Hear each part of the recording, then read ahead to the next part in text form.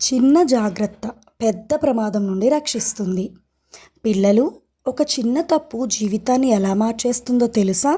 ఈరోజు మీకోసం ఒక చాలా ముఖ్యమైన సేఫ్టీ స్టోరీ చెప్తున్నాను. జాగ్రత్తగా చివరి వరకు తప్పకుండా చూడండి.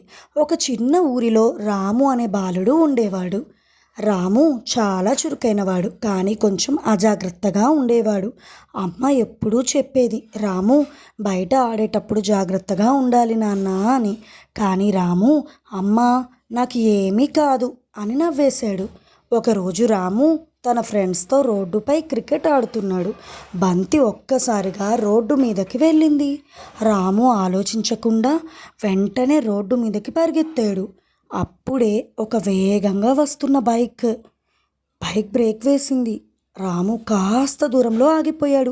చాలా పెద్ద ప్రమాదం తప్పింది. బైక్ వాడు ఇలా అన్నాడు, బాబు ఇలా అకస్మాత్తుగా రోడ్డు మీదకి రాకూడదు అని. రాము చాలా భయపడ్డాడు. ఇంటికి వెళ్ళి అమ్మని చూసి ఏడవడం మొదలుపెట్టాడు.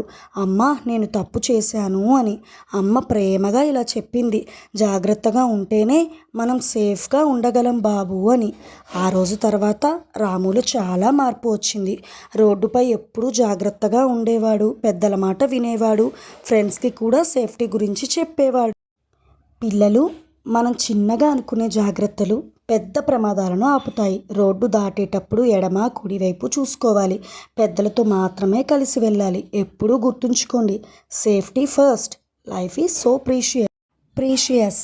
ఇలాంటి మంచి మోరల్ స్టోరీస్ కోసం మా లిటిల్ చెఫ్ కార్టూన్స్ ఛానల్ని సబ్స్క్రైబ్ చేసుకోవడం మర్చిపోకండి. Thank you for watching.